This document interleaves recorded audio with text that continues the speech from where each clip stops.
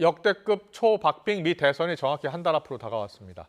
해리스 부통령, 트럼프 전 대통령 모두 이 원군을 모아서 경합주를 돌며 중도층 공략에 올인하고 있습니다. 해리스 부통령 트럼프의 대선 불복을 맹비난하면서 사전투표를 호소하고 있고요. 트럼프 전 대통령은 최대 경합주 펜실베니아 암살 시도 현장을 다시 찾아서 강한 지도자상을 부각시켰습니다. 국제부 이승윤 기자와 함께 격전이 펼쳐지고 있는 미 대선 상황 자세한 이야기 나눠보겠습니다. 어서 오십시오. 안녕하세요. 안녕하세요. 미 대선 판세 파악을 위해서 최근 전국 단위 경합주 여론조사부터 전해주시죠. 네, 이 전국 단위의 이 여론조사는 역시 이 해리스 부통령이 꾸준히 앞서고 있습니다. 아, 그래요? 예. 그래픽을 보면서 설명을 드리겠는데요. 영국 이코노미스트 여론조사에 따르면 해리스 부통령이 48%, 트럼프 전 대통령 45%로 3%포인트 앞서 있습니다. 누가 대선에서 이기겠느냐라는 질문에는 5%포인트 차로 격차가 더 벌어졌습니다. 지난달 27일부터 이달 1일까지 실시한 NPR, PBS 여론조사에서는 해리스 부통령이 2%포인트 앞서 있습니다.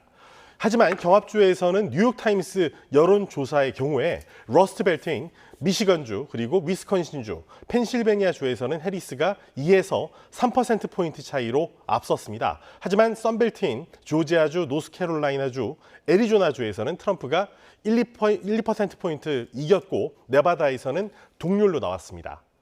다른 여론조사 기관 살펴볼까요? 트래펄가 그룹에서 실시한 조사인데요.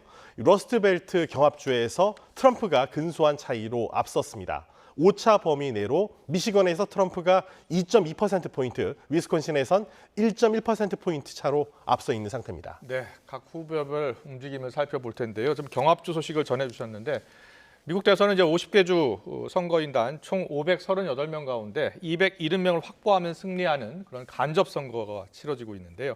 트럼프 전 대통령이 펜실베니아주 버틀러를 찾았다고요? 네, 그렇습니다. 워낙 이 경합주에서 워낙 요즘에 경쟁이 치열하다 보니까 예. 승부수를 띄우게 된 건데요. 이곳을 이겨야 백악관에 입성할 수 있다는 주가 있습니까? 예. 어디겠습니까? 말씀하신 것처럼 아까 최대 경합주인 펜실베니아입니다. 예. 이 대선을 한 달 앞두고 바로 승부수를 띄운 거죠.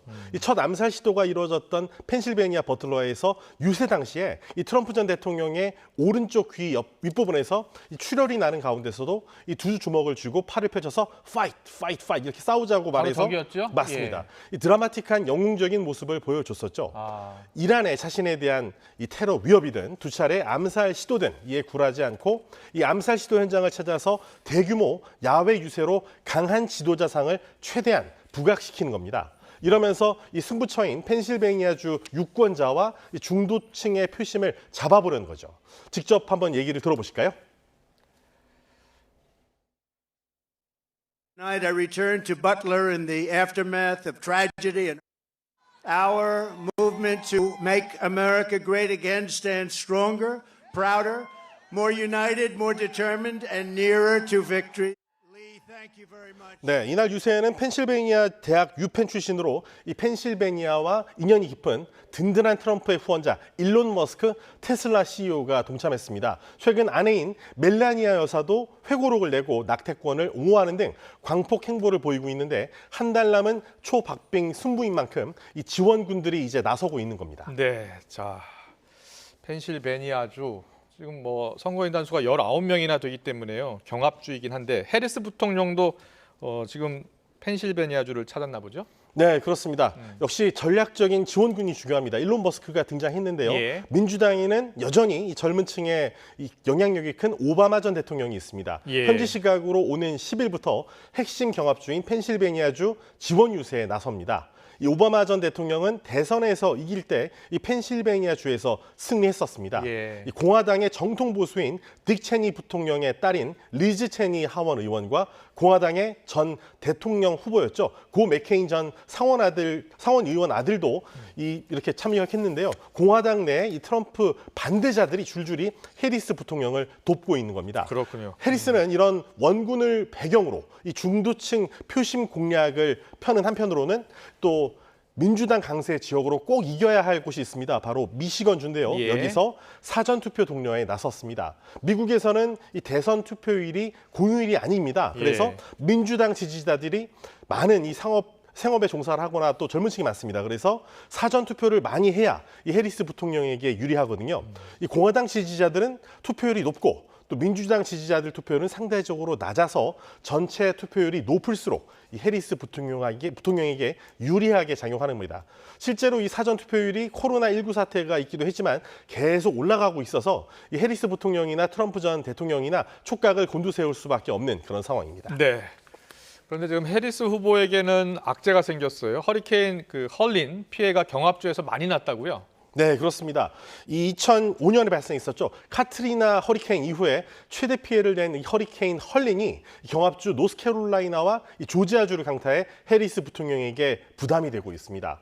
해리스 부통령의 이 경합주 이 펜실베니아 유세도 취소를 하고 조지아주 그리고 노스캐롤라이나주를 잇따라 방문해서 이재민을 위로하고 1억 달러 규모의 긴급 복구 지원도 하면서 민심을 달래고 있습니다. 하지만 이 해리스의 유리한 사전 투표가 노스캐롤라이나주, 이 조지아주에서 계속 차질이 빚어지고 있습니다. 그래서 이 부분은 상당히 해리스 부통령에게 아쉬운 대목으로 작용하고 있습니다. 네, 집권당인 민주당 정부 지금 중동 분쟁도 해리스 부통령에게는 악재가 되겠죠? 네, 그렇습니다. 현직 부통령이다 보니까 이런 예. 문제가 발생하는데요. 트럼프가 이에 대해서 공세의 고삐를 단단히 쥐고 있습니다. 해리스가 대통령이 되면 세계가 불탈 것이다. 즉 3차 대전이 일어날 것이라면서 약한 지도자의 이미지를 계속 심어주려고 하고 있는데요.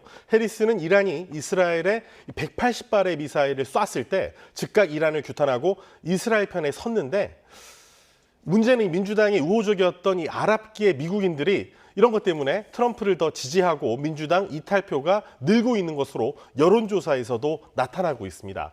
이 보시면은요, 이 아랍 아메리카 연구소 여론조사 결과입니다. 투표 의향이 있는 아랍계 미국인 46%가 트럼프를 지지하고 있는데 비해서 해리스는 42%에 그쳤습니다. 여기에 과연 그럴까 싶긴 합니다만 이스라엘이 만약 이 바이든 대통령의 강력한 만류에도 불구하고 대선 전에 이란 핵시설이나 이 석유시설을 보복 공격한다면 해리스 부통령에게는 아주 타격이 클 전망입니다.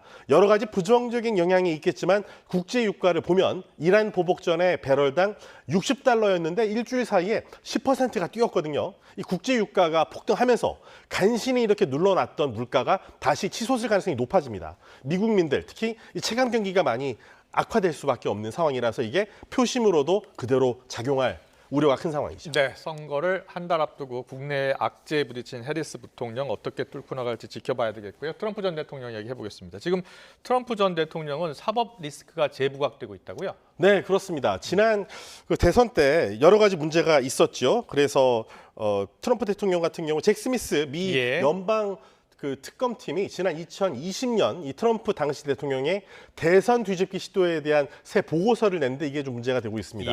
보고서에서 특검팀은 트럼프 당시 대통령이 펜스 부통령에게 대선 결과를 공개적으로 인증하지 말라고 압박을 했습니다. 그래서 트럼프 대통령이 권좌를 유지하기 위해 범죄에 의지했고 이는 사적 행위에 해당한다고 강조를 했는데요. 이는 지난 7월 존 로버츠 연방 대법원장이 공적 행위에 해당해서 면책 대상이 된다는 판단을 정면으로 반박한 셈이죠. 이에 대해서 트럼프 전 대통령은 법무부가 선거에 개입했다면서 보고서는 사기다 이렇게 주장을 하고 있습니다. 그렇군요. 해리스 부통령 입장에서는 이게 호재가 되겠네요? 네, 그렇습니다. 해리스 부통령은 현지 시각으로 3일 이 민주당 강세 지역으로 반드시 이겨야 할 위스콘신주의 공화당의 이 발상질을 할 수 있는 리폰에 가서 유세를 하면서 이 트럼프의 대선 결과 부정과 16 의사당 폭동 선동을 비난하면서 트럼프가 대통령이 돼서는 절대로 안 된다면서 힘주어 말하고 있습니다. 관련 발언을 직접 들어보실까요? The President of the United States must not look at our country as an instrument for their own ambitions. Our nation is not some spoil to be won. 어떻습니까? 실제로 이 대선 불복 조짐이 있습니까? 네, 정말 믿을 수 없는 일이지만 그렇게 점점 높아지고 있습니다. 그 뉴욕 타임스 보도를 보면요. 미 공화당 관계단체에서 올해 들어서 대선 관련 소송이 거의 100건, 190여 건에 이릅니다. 지난 2020년 이 대선 때보다 3배 정도 높은 수인데 주로 더욱 엄격한 우편 투표 요건을 만드는 데 초점이 맞춰져 있다고 합니다. 이렇다 보니까 1%포인트 안팎 득표율 차로 승부가 날 경우에 대비해서 대선 불복의 밑자락을 까는 게 아니냐, 밑밥을 까는 게 아니냐 이런 해석도 나오고 있습니다. 미 국토보안부 장관은 지난 대선 때 16 의사당 폭동의 재현을 막기 위해 1월 6일 연방의회에서 진행하는 선거인단 투표 집계와 인증 행사를 특별 안보 행사로 지정해서 공권력을 강화해 당시의 악몽을 되풀이지 않겠다는 것을 분명히 하기도 했습니다. 네. 자, 미국 대선 선거인단 538명 중에 누가 과반을 확보하느냐가 달려 있는 선거인데요. 앞서 이제 펜실베니아주 이야기를 했고요. 또 다른 변수가 있다면 뭐가 있을까요? 옛날 이제 이 이야기이긴 합니다만 예. 예전에 그 훨씬 전 얘기죠. 예. 클린턴이 당선될 때 구호가 뭐였습니까? 문제는 경제예요. 그렇죠. 예. 문제는 경제야 바보야 이렇게 얘기했죠. 근데 이번에도 경제가 상당히 많은 변수가 될 전망입니다. 주목해봐야 하는 게 미국인의 체감 경제인데요. 예. 이 9월 고용 증가폭이 시장 예상인 이 15만 명을 훌쩍 뛰어넘어서 25만 명을 넘어섰습니다. 그래서 미국 경제 하강 우려를 털어내서 일단 해리스 부통령으로서는 일단 안도의 한숨을 내쉴 수 있게 됐습니다. 예. 해리스의 강점인 전국적인 낙태권 합법화에 대해서는 트럼프가 좌클릭해서 전국적인 낙태 금지에 대해 반대한다고 처음으로 입장을 밝히고 또 멜라니아 여사도 이 낙태권 인정을 단호히 지지한다고 말했습니다. 현지 시각 3일 공개된 NPR 여론조사 결과 여성에게서 20% 가까이 뒤지는 트럼프 후보에게 이런 게 어떤 영향을 줄지 지켜봐야 할 대목입니다. 이 대선이 열리는 해마다 선거 막바지인 10월에 등장해온 대형 폭로전이 터질 수도 있습니다. 지난 2016년엔 이 트럼프 전 대통령의 성추문 녹음 파일이 공개됐고요. 2020년 대선을 앞두고는 당시 민주당의 대선 후보인 바이든 대통령의 차남 헌터 바이든의 선정적인 이 사생활 자료가 유출됐습니다. 이처럼 전혀 예상치 못한 돌발 변수, 10월의 서프라이즈 가능성 여전한 상황입니다. 네, 미 대선 한 달 앞으로 다가왔는데요. 긴박하게 돌아가고 있는 미 대선 상황을 국제부 이승윤 기자와 함께 짚어봤습니다. 잘 들었습니다. 네, 감사합니다.